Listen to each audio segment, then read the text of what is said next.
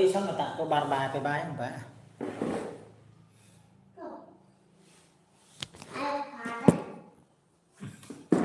mình tôi muốn tạ thằng cô phát mình đâu phát mình không mấy tôi muốn tạ thằng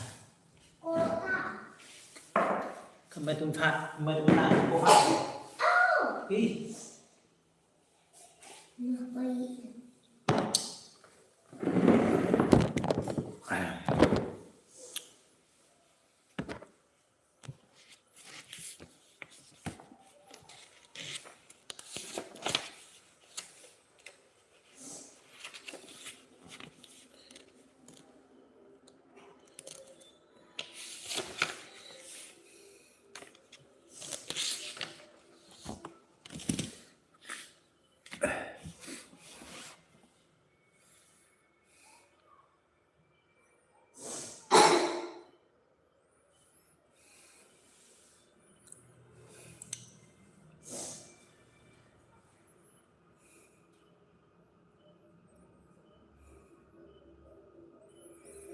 này còn một cái bài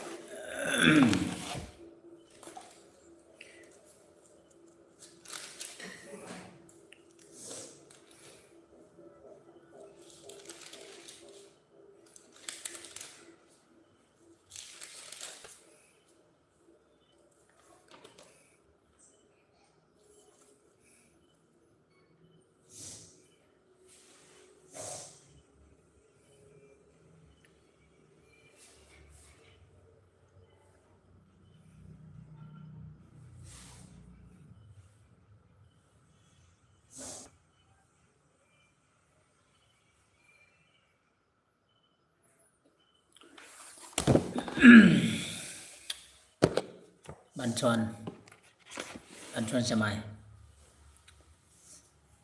mời ông lên cà phê nào ngồi cà phê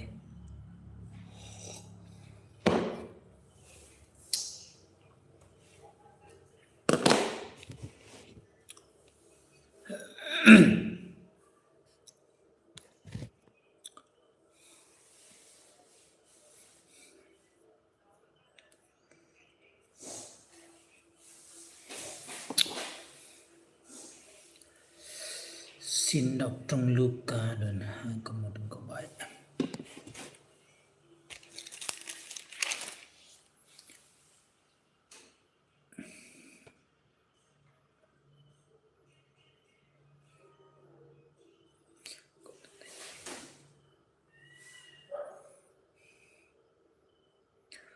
Cái người ở nơi đầu tiên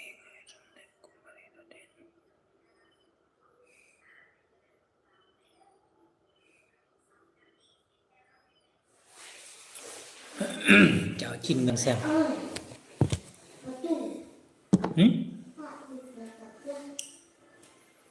cái mơ tôi là cổ thế cái đang không cho dài mình chỉ cho đang vẫn cái nào mình bọc đây thì giúp tại sao quần kia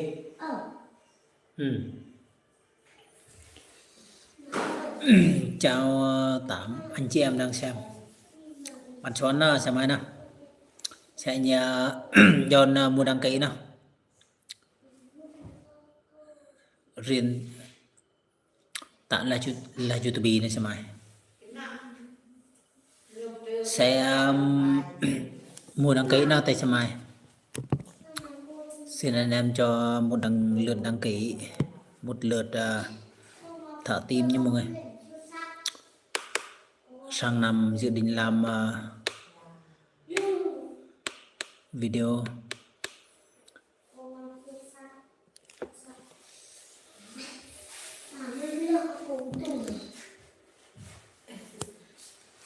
chào bạn Khang Coi chào bạn nhé Khang Coi U5Y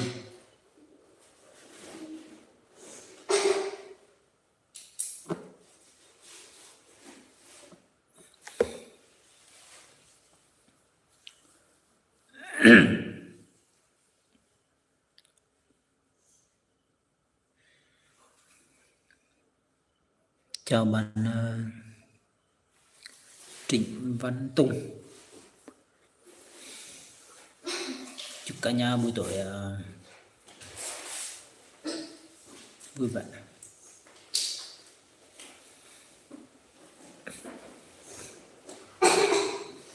Bạn Xuân là xem nào. Kiếm là lượt đăng ký ta là YouTube.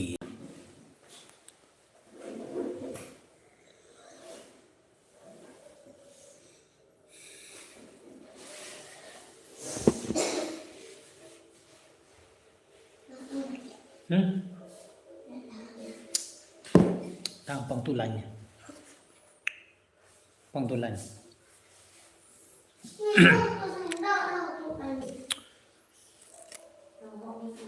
Bạn Xuân là xem nào.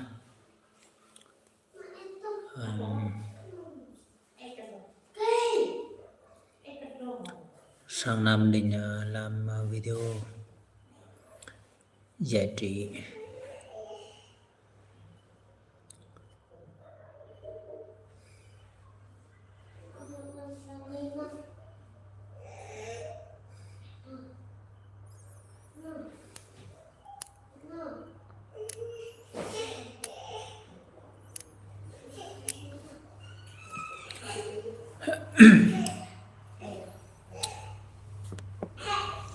Xin một lượt đăng ký từ khán giả đang xem nhé.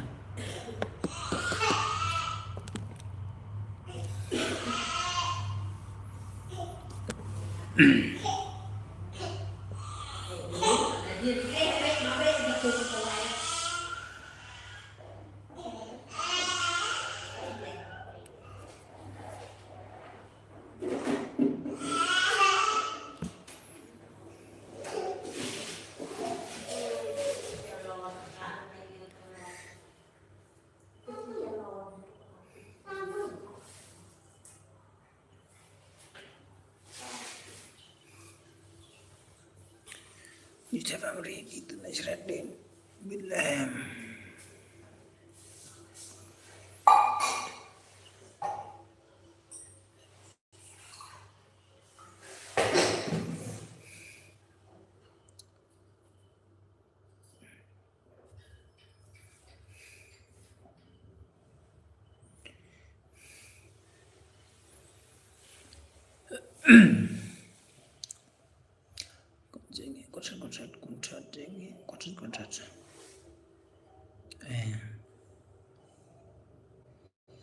Xin đọc trong Luca đoạn 2 câu 8 đến 20.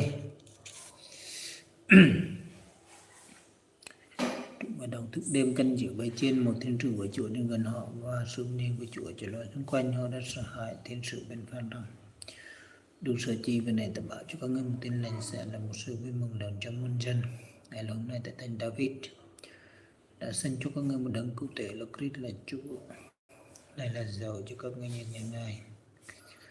Con chạy một bằng khăn trong măng cỏ không chịu cỏ. Thiên binh với thiên sứ đó nghe Đức Chúa Trời rằng: sống nhìn Chúa các tương trợ cao bình an địa đất, anh trật trở ngoài sống thiên sứ trở lại trên lợi.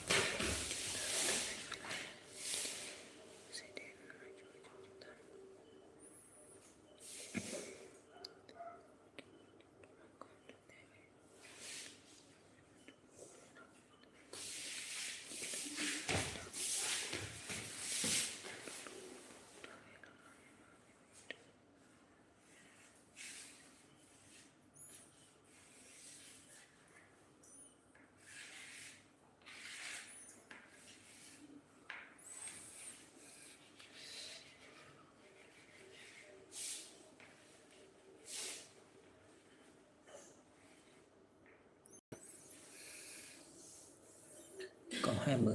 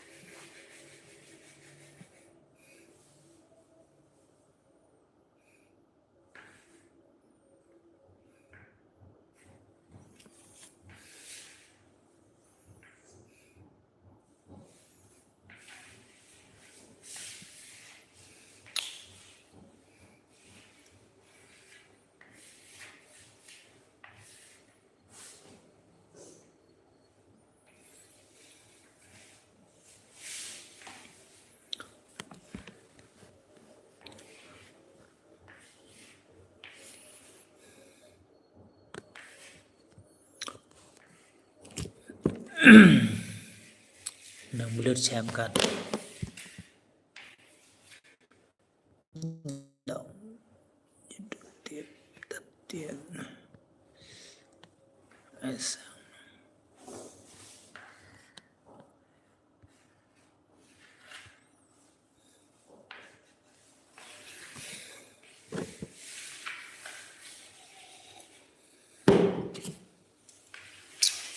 Một và ao rồi bài vẽ bà là cái và bay câu trời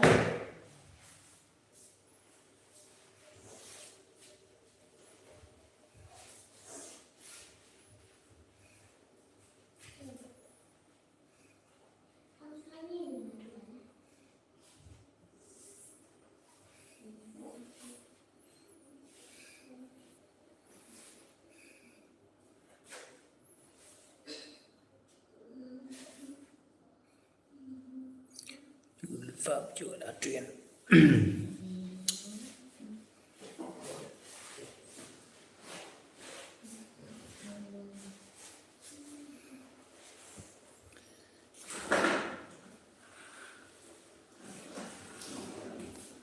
tự tạo quan sát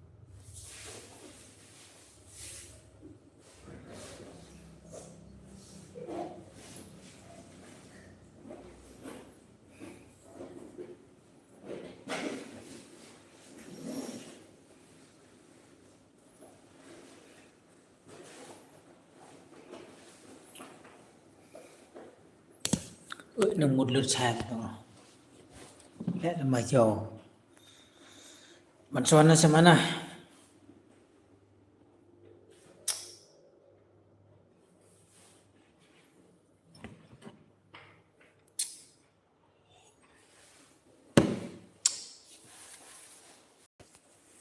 comment bui bui xem ăn